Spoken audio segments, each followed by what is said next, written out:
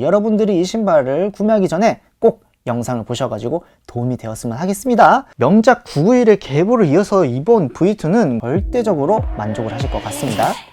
오늘도 여러분들의 신발 선택에 도움을 드리고자 이렇게 신발을 가지고 나와서 리뷰를 하고 있는 뭉쿤이라고 합니다. 안녕하세요. 오늘의 신발은 제가 새벽 일찍 일어나가지고 오프라인 선착순을 갔다가 실패를 해서 눈물을 머금게 만들었던 그 신발입니다. 생각보다 온라인에서 조금 쉽게 구해버려가지고 이렇게 가지고 나온 저의 10월의 워너비 신발 중 하나입니다. 바로 이렇게 상자에 이 로고만 봐도 어떤 신발인지 추측하시고 예상하고 계시는 분들 많겠죠. 아무튼 이 로고 전 세계에 많은 팬층을 보유하고 있고 많은 사람들이 원하고 있었던 브랜드의 콜라보입니다. 콜라보 브랜드만의 그 특유의 느낌과 색감을 소재로서 아주 잘 나타낸 신발이고 뭐 전 세계적으로 이미 착화감이 좋다는 그 신발의 바로 두 번째 버전입니다. 자, 그렇다면 어떤 신발인지 바로 한번 보러 가보실까요? 바로 이 신발입니다. 뉴발란스 스톤 아일랜드 콜라보 991 V2 메이드 인 UK 블랙 올리브 나이트입니다.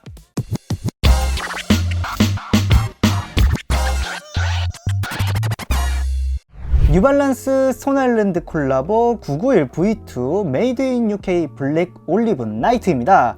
결국 가지고 나와버렸습니다. 제가 지난번 리뷰했던 991의 새로운 형태로 나오는 첫 신발이지만 대담하게 스톤 아일랜드 콜라보로 나왔습니다. 디테일을 말하기도 전에 벌써 보이는 이 고급스러움이 바로 눈에 띕니다. 991 V1과 V2 아마 미세하지만 많은 변화가 이루어졌을 겁니다. 자, 우선 991에 대하여는 제가 지난번 영상에 말씀을 많이 드렸지만 그래도 혹시 모르니 요약해서 지금 바로 말씀드리겠습니다. 2001년에 출시한 뉴발란스의 프리미엄 슈즈 991은 메이드 인 UK라는 모든 공정이 영국에서 70% 이상 이루어져야 하는 장인의 손으로 만들어진 고급 슈즈로서 큰 인기를 얻었었고 992 이전에 스티브 잡스가 주로 즐겨 신었던 원조 근본 신발입니다. 이런 991의 두 번째 버전인 991 V2는 영국에서 설계 및 제작된 최초의 99X 시리즈 모델로서 역사적인 모델이기도 합니다. 공연장과 클럽으로 사용되었던 개조된 산업 공간에서 힌트를 얻었으며 그러한 컨셉을 이번 모델에 녹였다고 합니다. 외견상으로는 991 V1과 어느 정도의 차이가 있는지는 정확하게 모르실 겁니다. 하지만 실질적으로는 많은 디테일 변화와 기술 도입이 있었기 때문에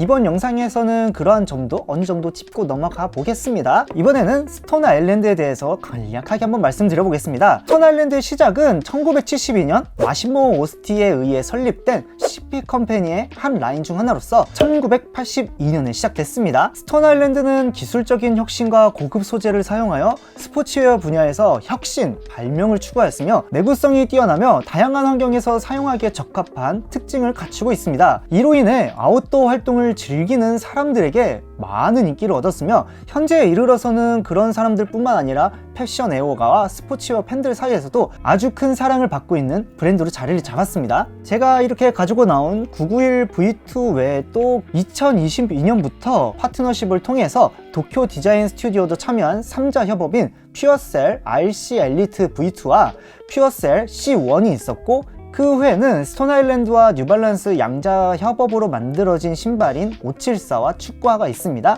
그리고 마지막으로 이 모델이 나왔던 거죠. 아무튼 이 신발 지난번 574와 마찬가지로 정말 많은 인기와 사랑을 받고 있습니다. 여러분들이 이 신발을 구매하기 전에 꼭 영상을 보셔가지고 도움이 되었으면 하겠습니다. 그러니 빠르게 전체 모습 한번 보고 오시겠습니다.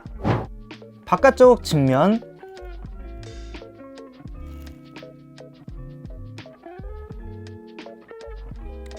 앞모습,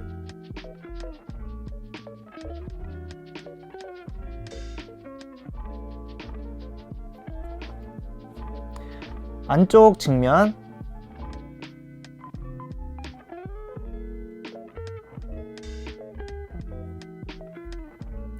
뒷모습,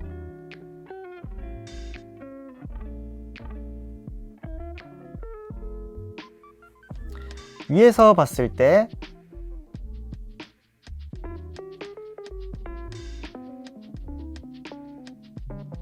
밑창,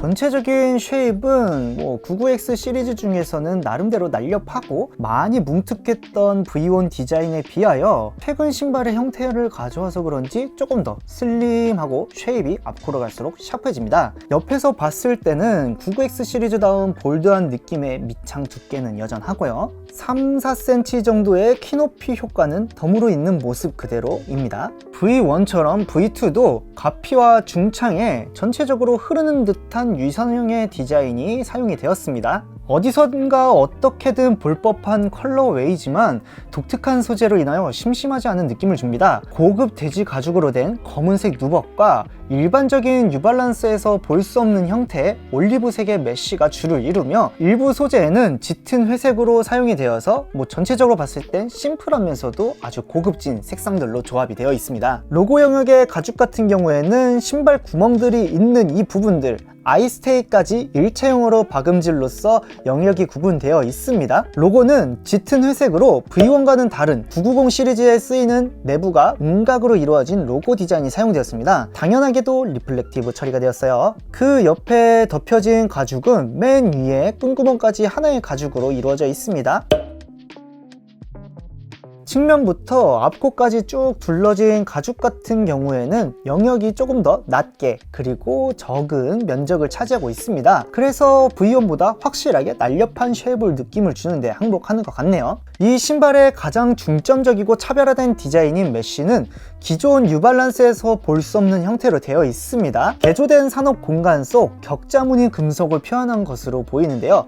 먼저 잘 보이지 않는 내부에 사용된 촘촘한 메쉬와 그 위로 외부적으로 보이는 큰 형태의 짜임새가 사용되었습니다. 특이하게도 가로주름 반짝이는 소재가 사용이 되었고 그 위로는 일반적인 소재가 보이네요. 발가락 쪽 가피에는 V1과 같은 형태의 올리브색의 리플렉트 라인 가피가 있으며 앞코의 가피 같은 경우에는 엄지발가락 쪽으로 조금 더 영역이 올라왔습니다. 안쪽 측면 디자인은 바깥쪽과 크게 다를 바는 없어요. 물론 이 굴곡 자체는 조금 들어갔다는 것을 알고 있습니다.